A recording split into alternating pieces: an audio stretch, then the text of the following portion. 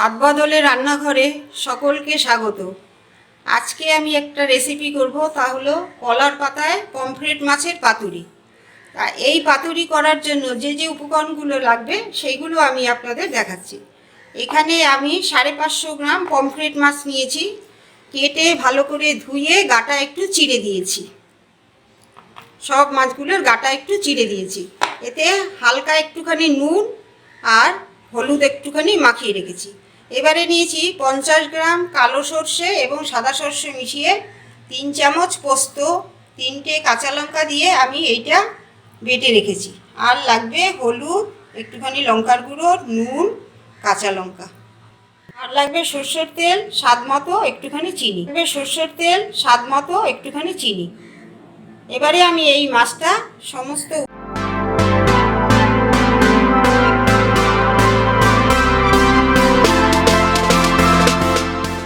স্বাদ মতো নুন দিয়ে দিচ্ছি। একটুখানি নুন মাখানো ছিল মাছে, এবং তারপরে আমি আন্দাজ মতো নুন দিয়ে দিচ্ছি। আপনারা আপনাদের আন্দাজ মতো নুন দিয়ে দেবেন। দিয়ে দিচ্ছি কাঁচা লঙ্কা, আর দিয়ে দিচ্ছি 3 চামচ সর্ষের তেল।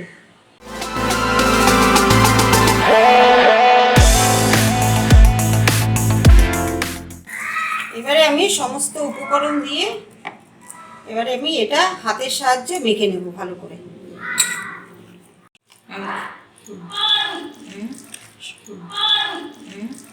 সমস্ত মাছগুলোতে আমি এই সমস্ত মশলাটা,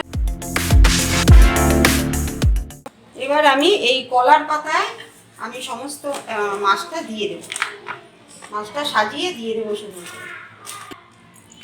কলার পাতাগুলোতে আমি একটুখানি হালকা করে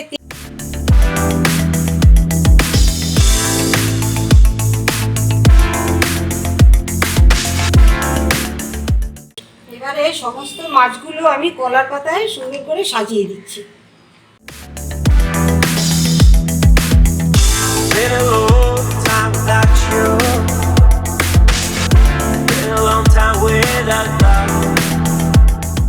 সমস্ত মাছগুলো আমি এইভাবে একটা ফ্রাই প্যানে আমি এটা সাজিয়ে নিয়েছি। কলার পাতায় একটু তেল মাখিয়ে নিয়েছি। এবার আমি একদম 20 থেকে 25 মিনিট লো ফ্লেমে আমি ঢাকা দিয়ে রাখবো। কলার পাতায় আমি এটা সাজিয়ে নিয়েছি। এবার আমি এটা গ্যাস জ্বালিয়ে আমি এটা বসিয়ে দেব 20-25 মিনিটের জন্য। এটা লো ফ্লেমে করতে হবে। কলার পাতাটা যখন পোড়া পোড়া হয়ে আসবে দিয়েছি, এবার আমি এটা ঢাকা দিয়ে রাখবো। 25 মিনিট হয়ে গেছে। এবারে আমার এই পিঠটা হয়ে গেছে পুরো। এবারে আমি এটাকে উল্টে দেবো। এই দেখুন, এই দিকটা পোড়া পোড়া হয়েছে। এবারে আমি এইটা উল্টে দেবো। এটা গ্যাসটা অফ করে আমি এটা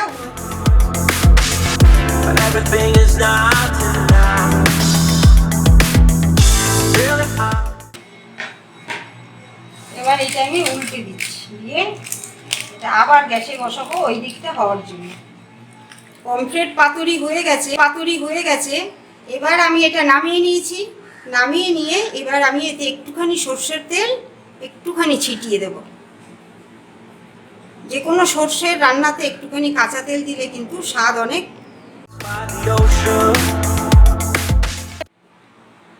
এই রেসিপিটি ঘরে রান্না করে খাবেন, দেখবেন সত্যি খুব অপূর্ব স্বাদের হয়।